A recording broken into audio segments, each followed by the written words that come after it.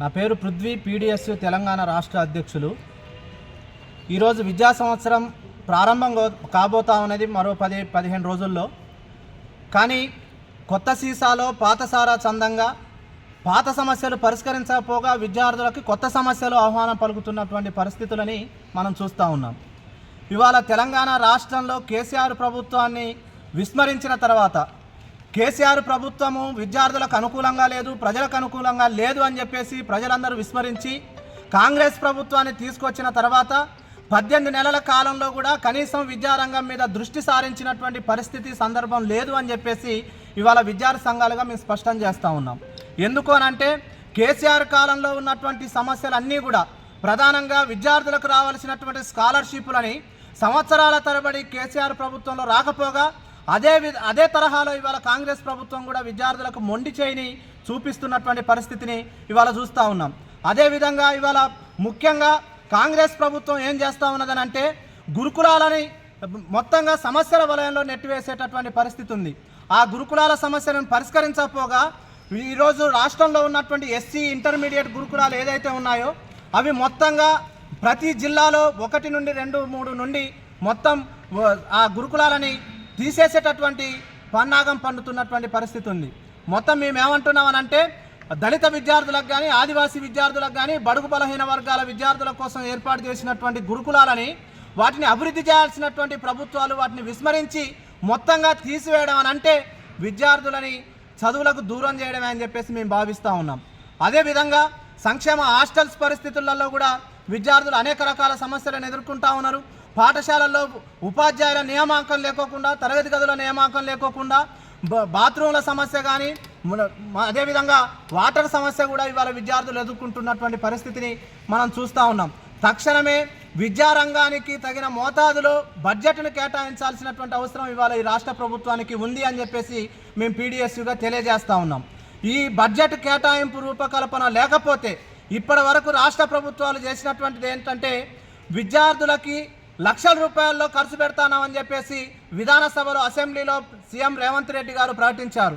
కానీ ఆ లక్షల రూపాయలు మొత్తం కూడా ఉపాధ్యాయుల జీతభత్యాలకు మాత్రమే ఉపయోగపడ్డాయి తప్ప విద్యార్థుల సమస్యలు పరిష్కరించడంలో ఏమాత్రం కూడా ఉపయోగపడలేదని చెప్పేసి మేము తెలియజేస్తూ ఉన్నాం.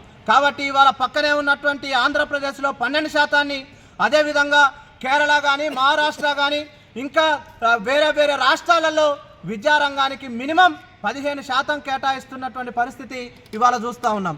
ఆ రాష్ట్రాలతో పోల్చుకుంటే అందులో సగం కూడా ఇవాళ మన తెలంగాణ రాష్ట్రం విద్యా బడ్జెట్లో కేటాయించేటటువంటి పరిస్థితి లేదు అని చెప్పేసి మేము తెలియజేస్తూ ఉన్నాం. కాబట్టి ఇవాళ మొత్తంగా ప్రభుత్వ విద్యారంగాన్ని ప్రభుత్వాలు విస్మరిస్తూ ఉన్నాయి. విస్మరిస్తూనే ఇవాళ ప్రైవేటు రంగాన్ని మొత్తం కూడా ప్రోత్సహిస్తున్నటువంటి పరిస్థితిని మనం చూస్తూ ఉన్నాం. ప్రభుత్వ బడులని విస్మరించి ప్రైవేటు బడులకి ఊతమిచ్చే విధంగా మొత్తం ఫీజు నియంత్రణ చట్టాన్ని తీసుకురావాల్సినటువంటి అవసరం ఉంది. కానీ ఫీజు నియంత్రణ చట్టం ఇవాళ ప్రైవేటు కళాశాలలు కానీ, పాఠశాలలు చేస్తున్నటువంటి పనేమీ ఉంది. విద్యార్థుల్లో లక్షల రూపాయలు కేటాయిస్తూ ఉన్నారు. విద్యార్థుల సంక్షేమం కోసం కానీ, వాళ్ళకు కావాల్సినటువంటి సౌకర్యాల కోసం కానీ, అదేవిధంగా ఉపాధ్యాయుల జీతభత్యాల కోసం కానీ కేటాయించాల ఫీజులని అని చెప్పేసి విద్యా హక్కు చట్టంలో చెప్తే వాళ్ళ ప్రయోజనాల కోసం మాత్రమే ఫీజులని ఉపయోగించుకునేటటువంటి పరిస్థితి ఉంది. అవి కూడా లక్షల్లో ఉపయోగించుకుంటున్నటువంటి పరిస్థితి ఉంది. కాబట్టి తక్షణమే అసెంబ్లీలలో తీర్మానం చేయాల్సినటువంటి అవసరం ఉందని చెప్పేసి రాష్ట్ర ప్రభుత్వాన్ని మేము డిమాండ్ చేస్తూ ఉన్నాం. అదేవిధంగా ఈ రాష్ట్రంలో ఇంజనీరింగ్ కళాశాల విద్యార్థులు పేదలకి అందుబాటులో లేకోకుండా ఇవాళ రాష్ట్ర ప్రభుత్వాలకి అనుమతులు లేకోకుండా మొత్తం ప్రైవేట్ యాజమాన్యాలు వాళ్ళ ఇష్టానుసారంగా ఇష్టారాజ్యంగా ఫీజులు పెంచుకుంటున్నటువంటి పరిస్థితి ఉంది. కాబట్టి గతంలో ₹1,00,000 లోపు ఉన్నటువంటి ఫీజులు ఇవాళ ₹2,50,000 రూపాయలు 5 లక్షల వరకు కూడా వసూలు చేసేటటువంటి పరిస్థితి ఉంది. కాబట్టి వాళ్ళ ఆర్థిక వ్యవస్థ మొత్తం 5 కోట్ల రూపాయల వ్యయానికి పెరుగుతున్నటువంటి పరిస్థితి ఉంది. కాబట్టి పేదవాళ్ళు అందులో చదువుకునేటటువంటి అవకాశం లేదు. వాళ్ళ సీట్ల పరిమితులను కూడా పెంచుకునేటటువంటి పరిస్థితి ఉంది.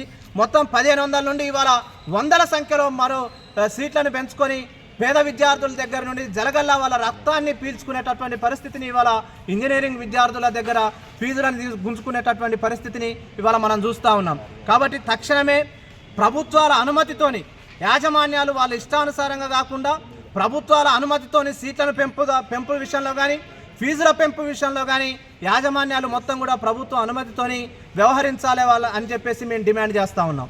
కాబట్టి ప్రభుత్వ విద్యారంగాన్ని మొత్తంగా ప్రభుత్వాలు కాపాడాలని చెప్పేసి మేము తెలియజేస్తూ ఉన్నాం.